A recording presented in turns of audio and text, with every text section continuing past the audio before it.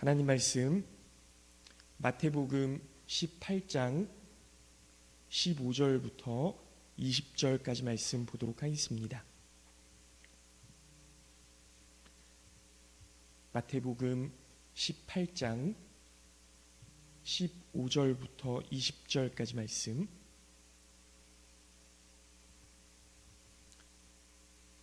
신약성경 30쪽 마태복음 18장 15절부터 20절까지 말씀 제가 봉독해서 읽도록 하겠습니다. 내 형제가 죄를 범하거든 가서 너와 그 사람과만 상대하여 권고하라. 만일 들으면 내가 내 형제를 얻은 것이요, 만일 듣지 않거든 한두 사람을 데리고 가서 두세 증인의 입으로 말마다 확증하게 하라. 만일 그들의 말도 듣지 않거든 교회의 말하고 교회의 말도 듣지 않거든 이방인과 세리와 같이 여기라. 진실로 너희에게 이르노니 무엇이든지 너희가 땅에서 매면 하늘에서도 매일 것이요, 무엇이든지 땅에서 풀면 하늘에서도 풀리리라. 진실로 다시 너희에게 이르노니 너희 중에 두 사람이 땅에서 합심하여 무엇이든지 구하면 하늘에 계신 내 아버지께서 그들을 위하여 이루게 하시리라. 두세 사람이 내 이름으로 모인 곳에는 나도 그들 중에 있느니라. 아멘. 할렐루야. 네, 감사합니다. 오늘 예배에 나오신 우리 모든 성도님들 주님의 이름으로 환영하고 축복합니다. 하나님의 은혜와 사랑이 늘 함께 하시기를 예수님의 이름으로 기도하겠습니다. 오늘 말씀의 제목은요, 그들을 위하여 이루게 하시리라, 이런 제목이에요. 여러분, 그들을 위하여 이루게 하시리라. 하나님께서 우리 믿음의 사람들을 위해서, 또 오늘 말씀에 나온 대로 용서하는 사람들을 위해서, 합심하여 기도하는 사람들을 위해서 이루시리라, 그렇게 약속하시는 그런 말씀 아닙니까?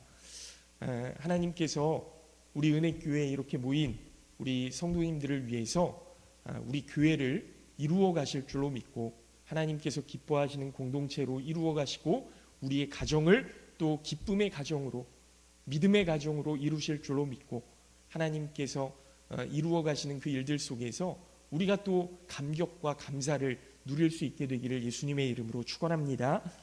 오늘 본문 말씀은요, 방금 말씀드렸던 것처럼 용서할 것과 힘을 합해 기도할 것을 말씀하시는데요, 오늘 이 두 가지 말씀을 살펴보면서 은혜를 나누려고 합니다. 첫 번째, 용서하라. 용서하라. 여러분, 오늘 본문은 아니지만 21절 말씀부터 내용을 보면요, 어떤 사람이 주인에게 10,000달란트를 빚을 진 거예요. 이 10,000달란트라는 금액은요, 제가 달란트는 무게라고 말씀을 드렸잖아요. 이 10,000달란트라는 그 금액은 현재 우리 돈의 가치로 환산하면 3조가량 되는 어마어마한 액수입니다. 이런 빚을 진 거예요. 3조. 여러분, 말이 안 되지 않습니까? 이 돈을 빌려준 사람도 대단하지만요, 이런 빚을 어떻게 지게 됐는지도 사실은 대단한 일이에요. 막상 갚으려고 하니까 이 어마어마한 금액을 어떻게 갚을 수 있겠습니까? 갚을 수 있는 상황이 아닌 거죠. 이자만 해도 어마어마할 것 아닙니까? 그러니까 이 돈을 빌려준 주인이 뭐라고 이야기를 하냐면요, 아내도 팔고 자식도 팔고 집도 팔고 너가 가진 모든 것을 다 팔아서, 너의 몸까지도 팔아서 다 갚으라, 이렇게 이야기했다는 거예요. 그러자 이 사람이 땅에 엎드려서 조금만 참아주시면 제가 어떻게 해서든지 갚겠습니다, 이렇게 사정사정을 한 거죠. 그러니까 이 주인이 엄청난 배포예요. 이 사람을 불쌍히 여겨서 10,000달란트의 이 빚을, 3조 원가량 되는 이 빚을 그냥 탕감해 준 겁니다. 상환을 연기한 것도 아니고 그냥 그 자리에서 됐다, 받은 걸로 치마, 이렇게 탕감해 줬다는 거예요. 그러니까 이 빚을 탕감해 준 사람이, 탕감받은 사람이 얼마나 기뻤을까요? 그래서 밖으로 나와서 집으로 가는데 그냥 뭐 발걸음이 가볍죠. 막 노래도 나올 것이고 기분이 엄청 좋았을 겁니다. 그런데요, 가는 길에 동료를 만나요. 이 동료가 어떤 동료냐 하면 자신에게 100데나리온 빚을 진 동료를 만난 거예요.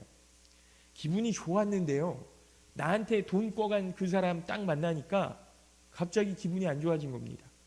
그래서 이 사람 멱살을 잡고 왜 내 돈 100데나리온 안 갚냐 막 이렇게 한 거예요. 100데나리온은 우리 돈 가치로 따지면요 한 500만 원 정도 되는 거예요. 여러분 3조 탕감받은 사람이 500만 원 안 갚았다고, 이 동료예요, 동료. 같은 일을 하는 사람 아닙니까? 그 사람 멱살을 잡고 왜 돈 안 갚느냐고 막 뭐라고 한 거죠. 그런데 이 동료가 조금만 참아주면 반드시 갚겠다고 사정을 하는 겁니다. 그러면 그 모습 속에서 방금 전에 내 모습을 볼 법도 한데요, 그렇지 않은 거예요. 인정사정 봐주지 않고 이 사람을 감옥에다가 가두고 갚을 때까지 너 여기서 못 나온다, 이렇게 이야기를 한 겁니다. 문제는 이 10,000달란트나 탕감받은 이 사람이 그 동료의 사정을 봐주지 않고 옥에 가두니까요, 그 같이 일하던 동료들, 이 모습을 본 다른 동료들이 이 왕에게 이 사람이 500만 원 빨리 갚으라고 그 사람을, 갚지 않은 사람을 옥에다가 가두었다고 10,000달란트 탕감해 준 그 주인에게 이야기를 했다는 겁니다. 일러 바친 거예요. 이 내용을 알게 된 주인이 화가 무지무지 났겠죠. 그리고 10,000달란트 탕감받은 그 사람을 불러들여서 이렇게 이야기했다는 겁니다. 악한 종아, 악한 종아, 내가 빌기에 내가 내 빚을 전부 탕감하여 주었거늘 내가 너를 불쌍히 여김과 같이 너도 내 동료를 불쌍히 여김이 마땅하지 아니하냐. 그리고 빚을 다 갚도록 하고 그 10,000달란트 탕감받은 그 사람에게 다시 10,000달란트 갚아라. 그러고 옥에 가두었다는 거예요.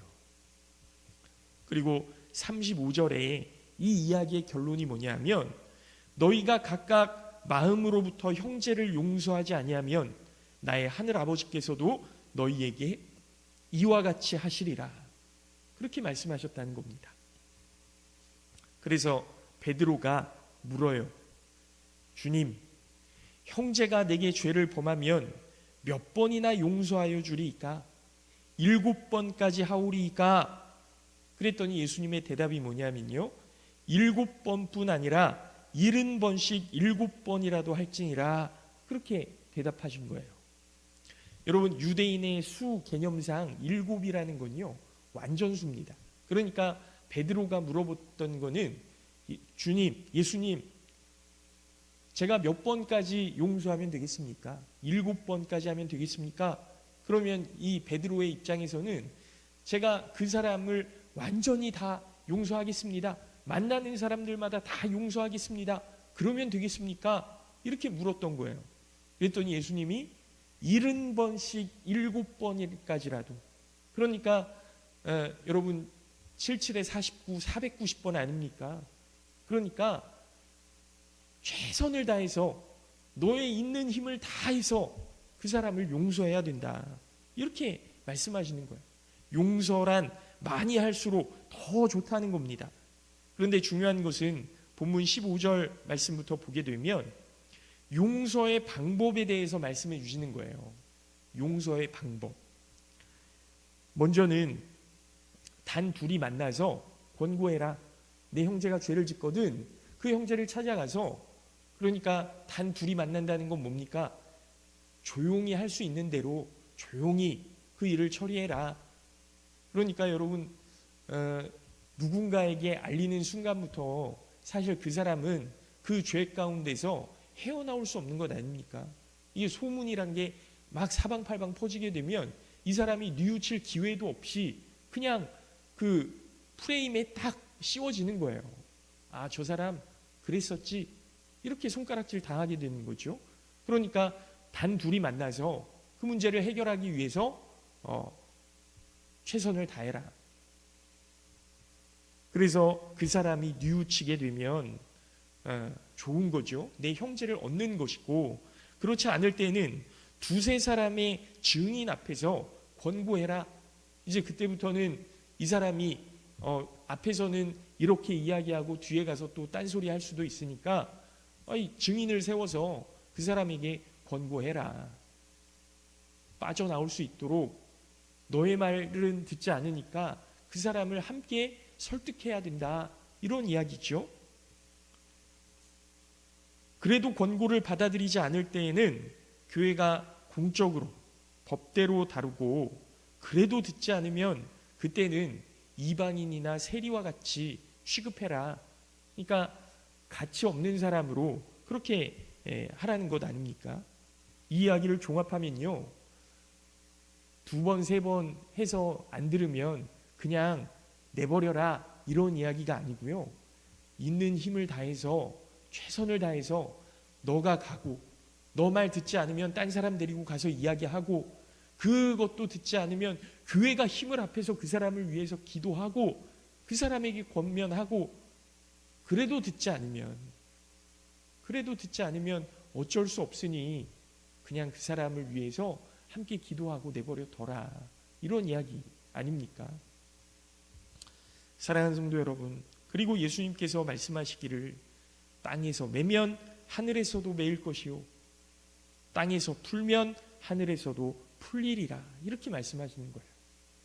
최선을 다해서 그 사람을 위해서 권면하고 기도하고 그 사람을 용서하기 위해서 있는 힘을 다해라. 땅에서 너가 묶으면 하늘에서도 묶일 것이고, 땅에서 너가 풀면 하늘에서도 풀리리라.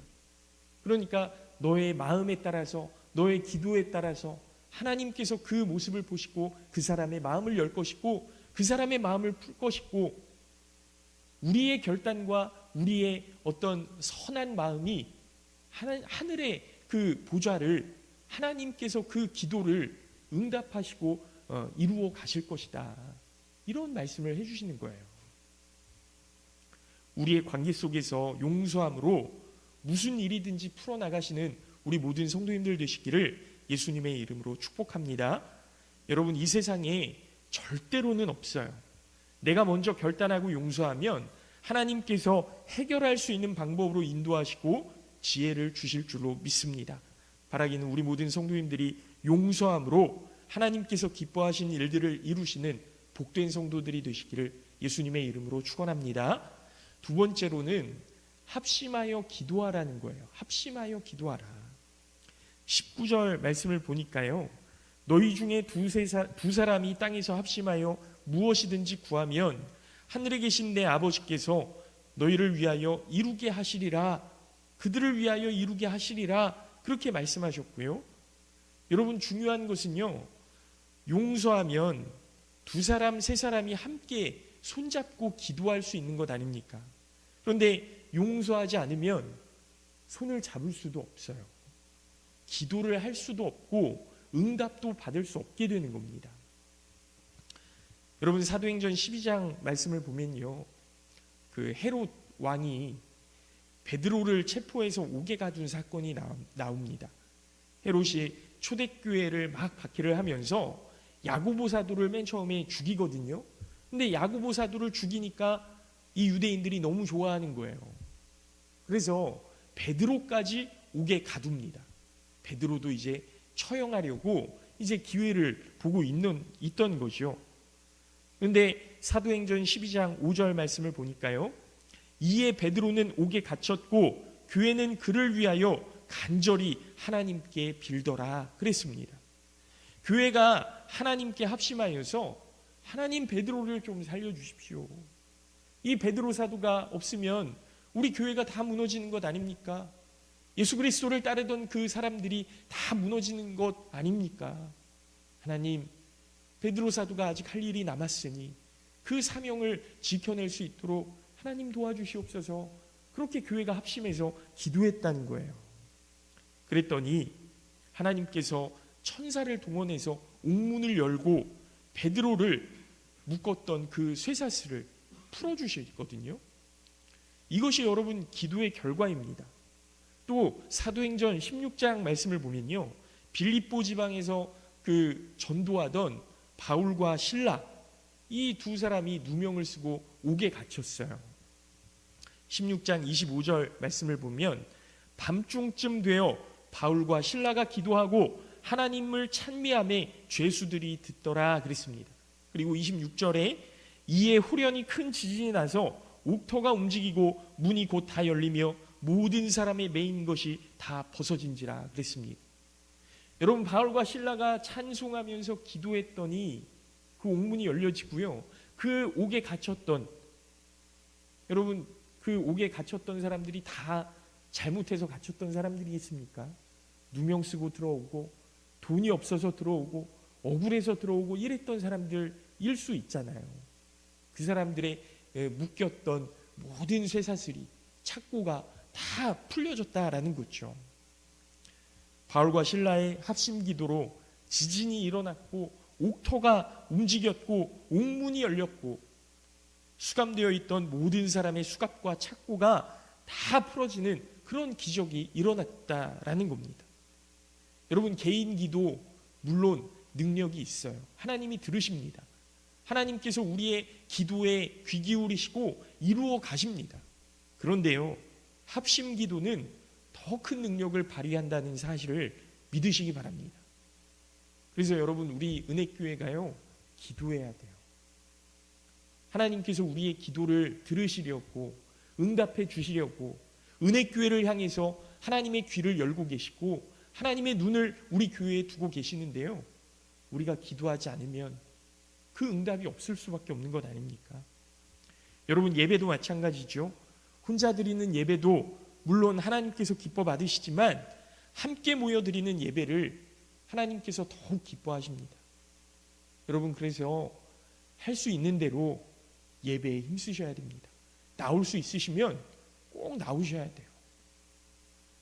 그래서 본문은 합심하여 기도하라 그렇게 말씀하고 있으시고요, 두세 사람이 내 이름으로 모인 곳에는 나도 그들 중에 있느니라 그렇게 말씀하시는 거예요. 하나님의 놀라운 약속의 말씀 아닙니까? 우리 은혜교회 가운데 하나님이 늘 함께 하심을 믿으시기 바랍니다. 지금 두세 사람 더 많이 모였잖아요. 우리의 기도에 응답하시려고 하나님께서 귀 기울이고 계시고 하나님께서 일하시려고 우리의 모임 가운데 준비하고 계심을 여러분 믿으시기 바랍니다. 저는 우리 은혜교회가 지금 들썩이고 있음을 믿습니다. 어쩌면 작은 일들에 목사님 너무 오버하시는 거 아닌가 그렇게 생각하실 수도 있겠지만, 여러분, 작은 파도가 모여서 큰 파도를 이루는 거거든요. 잔 물결이 점점 겹쳐져서 큰 파장이 되는 것 아닙니까? 여러분, 엘리야 선지자 다 아시잖아요.